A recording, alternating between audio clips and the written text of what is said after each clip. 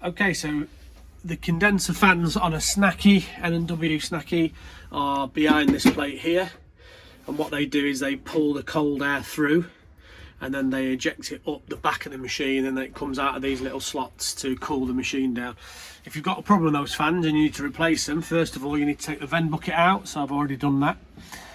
Once you've got the vent bucket out, then you need to take this metal plate off. So there's 6 screws, 1, 2, 3, 4, 5, 6. So if you unscrew all those, then you can take this metal plate off.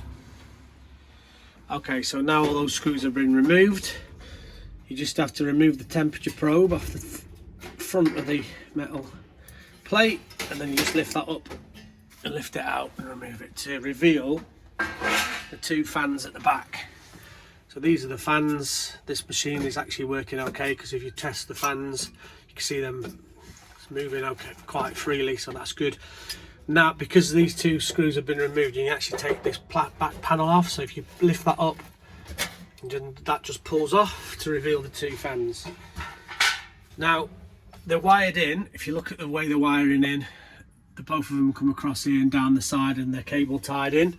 So what you can actually do, if you know the fan's completely shot, you can just cut the wiring out and then feed new wiring in, or you can actually cut these cable ties off to take the wires off. These fans literally just pull up, so they're actually just secured in. So if you grab them, that just pulls off like that, and there's the fan motors. So you literally take that out, put your new one in, and when you get your new one, take the fan. This little fan thing needs to be pulled off and replace it, and then when you put your new one in, you just slot them straight back into place like that, and slot that down like that. Okay, so what I've done is I've removed the fan completely and the wiring that goes round. Now these fins on the fan, see this one here, when you spin it round, it's obviously not working properly. The motor's probably seized because it's not spinning freely. So all we need to do is, if you take the fan and you pull it towards you, that just pulls off like that. Take the old one off. This is the new one, and this is spinning much more freely. So you might want to clean them up if it's a little bit dirty. It can benefit from a nice little clean, so to get rid of some of this muck off there. And then all you do then is you just slot that on, back on there like that. Now you can see that spinning quite nice and freely, so that motor is actually really good. So then what we need to do is just take this and plug it back into the machine. Okay, so the fans are plugged in to the chiller unit, which is down the bottom here. This big long one is for the power to the chiller, but the 2 smaller ones are for the 2 condenser fans. So you need to just unplug them, and then you can remove that completely and take it away. So now we've got the new fan in place, we're going to just pop that in the slot at the back, so it just clips in like that. So that's nice and in, and then we're going to take this wire, feed it around the back, we're going to feed it down here, and then through here, and then this new fan, we're going to plug it in to the slot. It'll only go one way because you've got circular connections and then a flat edge, so the flat edge needs to go on that side. So we'll just plug it in, and that's it.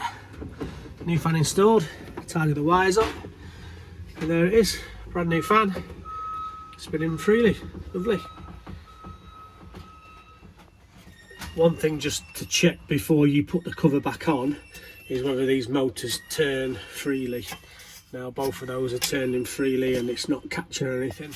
If you don't put this in the right, way and it's to one side like that, then obviously the motors don't turn and it catches on the bottom. So you need to make sure when you're putting it in that you stick it in through the brackets so it sits nice and flush, and then spins freely like that. Okay, so once they're back in, get the plate, stick it back in like that,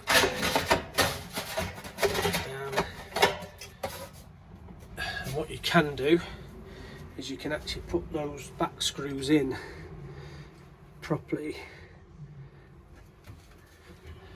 So we get a screw in here and start to put it in, and this one here,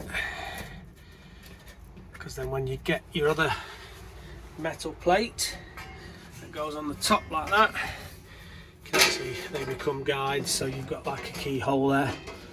You put it in the top, make sure it's in there, and then you can slide it in. Once that's in, then you just can screw them down, make it secure, and then stick your other screws in. And lastly, make sure you put your temperature probe back in there so it reads the temperature correctly. And that's how you replace condenser fans on a Snakky.